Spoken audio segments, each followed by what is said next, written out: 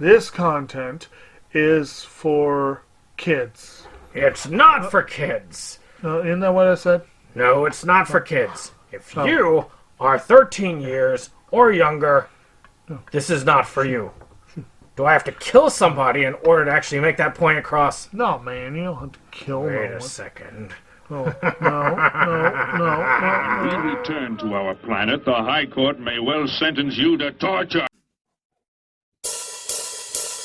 He likes movies, we like movies. SeptumSin versus the world. SeptumSin versus the world. SeptumSin versus the world. SeptumSin versus the world. I'd buy that for $1. Ho, ho, ho! Welcome to another episode of SeptumSin versus the World. I'm SeptumSin. Today we are covering the Will Colazzo Jr. film, Silent Night, Bloody Night 3.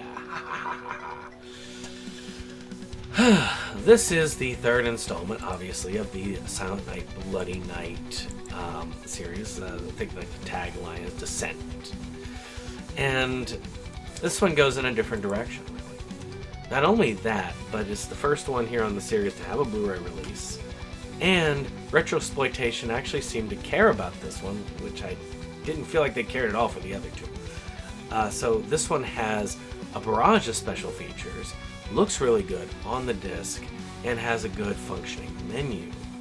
Now, one of the great things on it is this one actually has a full behind-the-scenes featurette filmed by a friend of the channel, Kyle Rappaport, and he does some very good behind-the-scenes content on his channel, so I think that it's worth a watch. I watched some of it myself, and it was fun watching what I watched. But that's not all. It's got deleted scenes and a whole bunch of other things. It really does try to give you the bang for the buck, and if you really, really love it, there was a 3D version out there. I don't know if they still sell it. I had no desire for it. I was going to just get the DVD, but Kyle said, no, you gotta get the Blu-ray, so I went ahead and I got the Blu-ray, so there you go. I don't know if you remember saying that, Kyle, but yeah. Alright, so let's talk about the plot. When Angelica wakes from a coma in an asylum, she must rediscover who she is by confronting who she was. These walls hold numerous horrors she must battle, including a visitor who wants to see her home for the holidays, and a body bag. So the connection to this film is a bit weaker to the main series. It does connect a lot to the second film,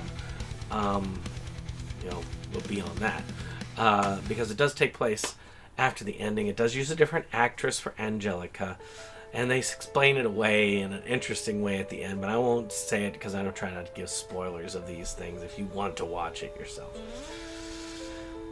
We have a bunch of kills at the beginning, and then we go straight to the asylum, and it really just kind of puddles around in the asylum, and it kind of decides that towards the beginning it starts connecting, and at the end it starts connecting, but everything else is just kind of like puddling about the asylum. I mean, shoot, Angelica isn't even covered through a portion of the middle, just kind of there, and the inner workings of the asylum.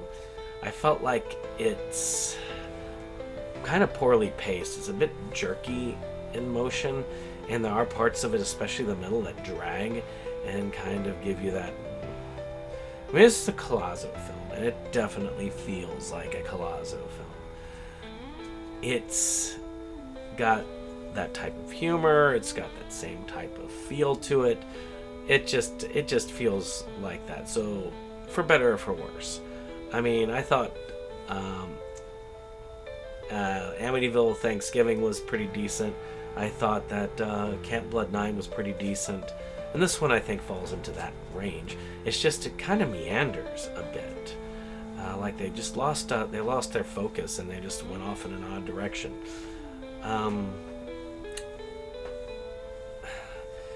I guess the best example would be Mother Krampus 1 and 2. technically there is a connection between 1 and 2, but it is very hard to find, and they are completely different films. And I really do feel like this one, I feel like what Colazo took out of Silent Night, Bloody Night was Killer Santa Claus. I really feel more like it was a sequel to this and really didn't give a darn about the original source material. So, I mean, he watched the hour of original footage in the second one and said, that's a great idea, Killer Santa, let's do another one of those. And I do kind of feel like 2 and 3 feel more like a ripoff of Silent Night, Deadly Night than Silent Night, Bloody Night made me feel like it was. And which isn't true anyway, because Silent Night, Bloody Night came out in '72, so that's just how it is. And here I am meandering about the plot. Just get to the point. But yeah, I look at it like Mother Krampus 1 and 2. I feel like they're both kind of in the same direction, but they are definitely different films. So let's talk acting. Again, I would have gotten this regardless, eventually. I try to support my friends when they act, because I do try to be supportive when I have the money. Some act in so much stuff that I can't afford to keep up. But this one had a lot of, has at least 3 familiar faces. I know a lot more than that. I've talked to a lot of the people who are in this film. But, Cody Tudor, he's a really good friend of mine. And Forrest Bennett, we've been on with Inside Movies Galore, so we've had a lot. I mean, shoot, he's been in this house. We've hung out together, so that's kind of cool. And then, of course, Kyle Rappaport, which I've talked about before. And they all play fun parts in this. They're all fun. Now, another name of worth, and one that sticks out, is Lloyd Kaufman. I don't know what kind of relationship Colazo has with Lloyd Kaufman, but usually Lloyd will get together with people because he really supports independent filmmaking and low-budget films. And he'll, act for free in a scene or something like that. But he was all throughout. He actually played a full character in this. He wasn't like a main character, but he still played a pretty decent-sized role. And I gotta applaud him. He was probably one of the best things out of this movie. So, that was kind of fun. The rest of it is gonna be uneven, because this is one of those that was a crowd-funded film. And they crowdfund, and they offer all these roles, and oh, good God. The acting was not as wildly, up and down as you're used to in those things, because a lot of times you'll get some terrible acting, because anybody can donate money to be in the film. But the acting was decent to slightly poor, but not enough to get you cut out of the movie. What was bad, and this goes back to the plot, was the end. It was 10 minutes straight of these paid walk-on parts that are just newscast, podcast, picture, voiceover, da, da, da, da, da, da, da. I zoned out. You could have cut that out of the movie and it would have made 0 difference. But that's the weakness of these types of films. It really is. So production design, the hospital was actually a pretty decent enough set for a micro-budget film. It had some issues, but all things being considered, budget being considered, I think that they did pretty good with what they had. It was pretty entertaining to have a hospital with a ball pit. I've worked in the field, and I have gone through lots of psych hospitals visiting people that I work with and stuff like that, and I've never come across one with a ball pit, so that's a first for me. Also, the quality of the film itself was much, much higher than the other 2.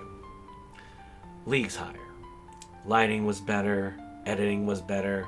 Overall, I'd say this was the best quality of any of the films. And the kills weren't bad either. So now let's go into the music. This was the best music of the trilogy. The sound mixing was good, and I'd say it was the best of the three when it comes to pretty much anything and everything else. They even had their own original song at the end for it. Not like it's going to be in my regular rotation or anything, but after the horrid display of sound mixing from the first film, it's great to see it done competently, even with the lesser budget, which is kind of funny if you think about it. And overall, I'd say that the third film in this trilogy edges out the other two, but only by a small margin.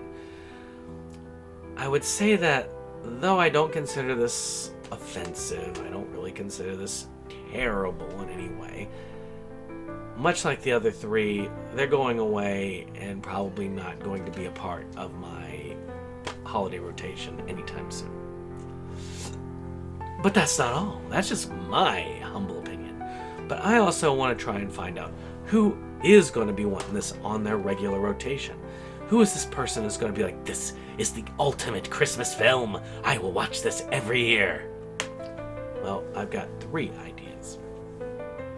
I think if you're a Retrosploitation fan, if you just like a lot of the stuff that they put out on that site, I think you will enjoy this in general. I think it will just be something that you'll be happy with.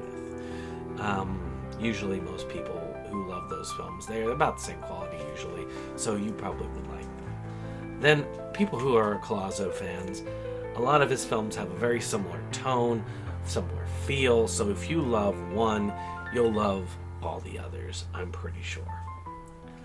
Then finally, I think if you're a fan of these low-budget holiday slashers, I think you'll be okay with this. It may not be your favorite film, but I think it'll be one that you'd be pretty pleased with. Like I say, I was okay with it. I think if it was a little bit more centered, if it had a little bit more of a through line, I guess, I would put this in a higher level. Well, that was it, but we got one more. Speaking of Cody Tudor, his son, Blaze Tudor, did a film, and we're going to check that out. So we'll see you next week. Bye-bye.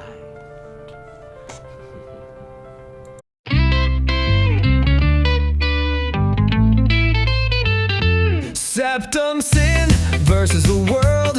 It's that place for all the boys and girls. You'll feel real safe, you'll feel real warm.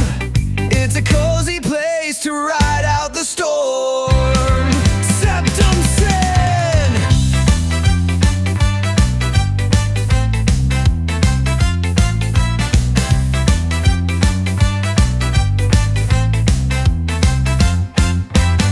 SeptumSin and his best boy Jake see the trends that scare us every day. Physical media is going to the side. Doctor streaming will rule the world in time.